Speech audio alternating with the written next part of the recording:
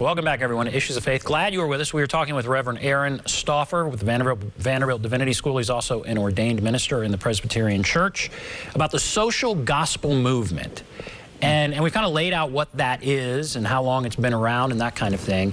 But at a time when many churches are struggling with attendance, how can this help? What do you think this offers at this time in the life of many churches?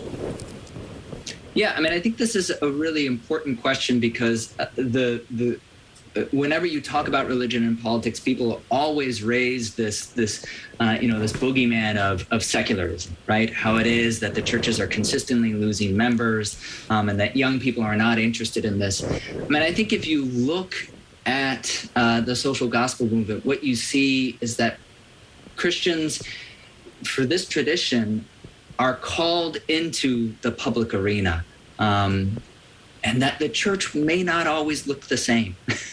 The church needs to be able to go to the people, to think with and address the issues that are being chanted in the streets. And what this means, I think, is that social movements demonstrate that religion is transforming, emerging in ways that, we may not yet recognize, but is still deeply faithful. And so I think this is really important, is that to think about if organizing movements and social movements are expressions of our faith, how is it that organizing communities and social justice movements can teach the church how to be a better church? I think that is the biggest lesson for churches now, because that's where people's faith is getting expressed. And it's good for churches to get out of their neighborhoods. Yeah. I mean, churches have gone to Africa to make a difference. That's great. But sometimes churches everybody's just the same, and you don't realize 4 blocks over that there's all this need. And maybe is that what this can help open eyes to some things like that? Oh, I think absolutely. I mean, I think one of the biggest things that organizing does is it breaks people out of your isolation, and it puts you into relationship with people you wouldn't otherwise be in relationship with, and that you should be in relationship with, because our economy and our politics deeply put us in relationship, which we may not realize. We work in different sectors, and yet our jobs are connected because we're all part of the same economy. That puts the vast majority of us in hard situations. And so churches then, as they continue to think with and act with each other and other people, they build new relationships that takes them out of their isolation, that teaches them new things about their community and about their city. But this is also the important point. Good community organizing puts people who should be in relationship in the same church in deeper relationship. I mean, think about if you go to church, Ben, how many times have you sat down with another fellow church member and actually asked them what keeps them up at night? How many times have you been able to build deep relationships? Do you know when your neighbors are suffering? Why not? Do they know when you're suffering? How can we build relationships that are grounded in these conversations and on these values? That's what organizing is about. It's about building relational networks that act for each other because we care deeply about each other. So this is, I think, good organizing strengthens churches because it strengthens the relational fabric of the church itself, and also pushes them out into the public to act for things that impact their individual church members. So let's say you're really moved by that. Your church are really moved by that. Maybe you feel like you need to start that. How do you start? Like what's day one? And all churches would say, well, we have our missions and we're doing this and that, and I'm sure they are. But what you're talking about, how would they start day one?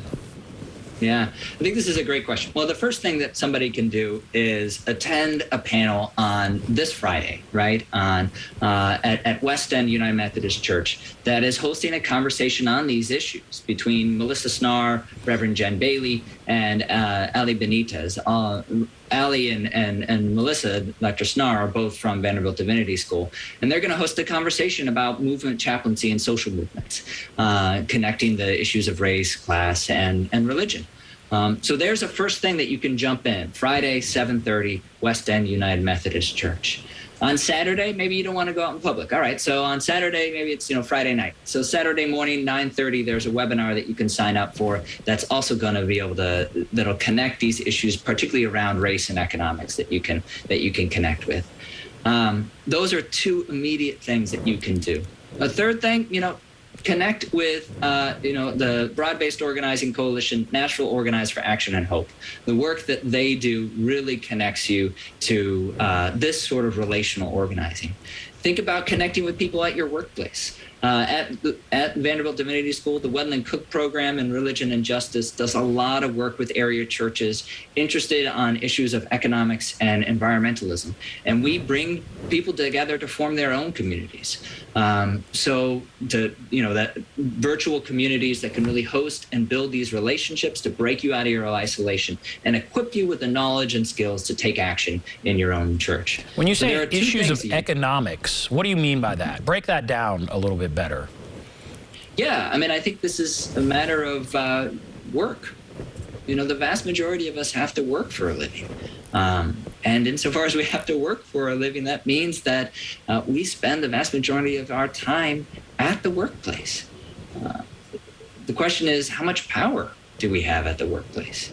How is it that we can realize that our faith calls us to build that sort of relational power to protect working people and working people's lives on issues like healthcare, economics, like a fair wage, for example, but then also around racial justice. So all these things are, again, explicitly connected to each other.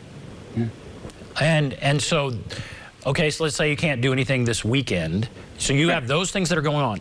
What happens after that? Are there other things you can do? If you don't want to connect with any outside organization, the Wedland Cook program, Nashville Organized for Action and Hope, the easiest thing you can do is talk to your neighbors. Have a conversation with them. Sit down and really ask them, what is it that is keeping them up at night? Ask them to think about what they're anxious about. And then think about your own life and relate to them. Think about what you're worried about. And then ask the question, okay, so what are we willing to do about it? Now, at Vanderbilt Divinity School, we have a whole host of online courses that will lead you through some of these questions.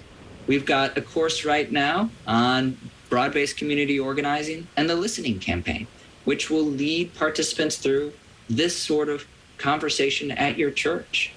How is it that you can talk to people and then build a team that can then act together? This doesn't have to be intimidating. One church that went through the listening campaign just decided to change out the ugly red carpet in their sanctuary.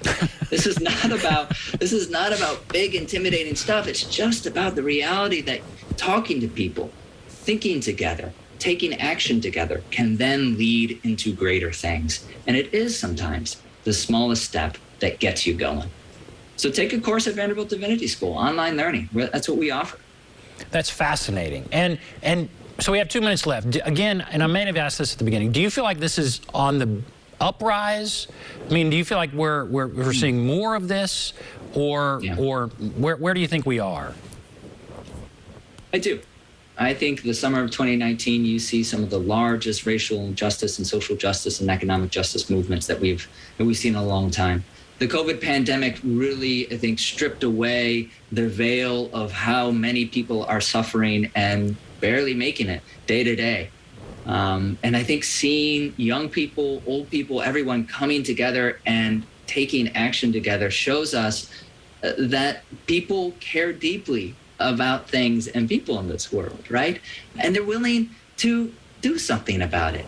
As I said earlier, this may not look like the religion that we're familiar with. It doesn't look like singing hymns in church on Sunday morning, but it is deeply faithful, and it is a deep expression of people's Christian faith, and it is in harmony with the long tradition of social gospelers who have acted in similar ways.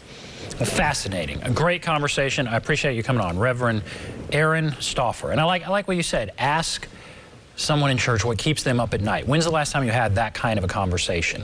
And I think that's great. So thank you for coming on. Thanks, Ben. Thanks all of you for watching Issues of Faith. Have a great day, everybody.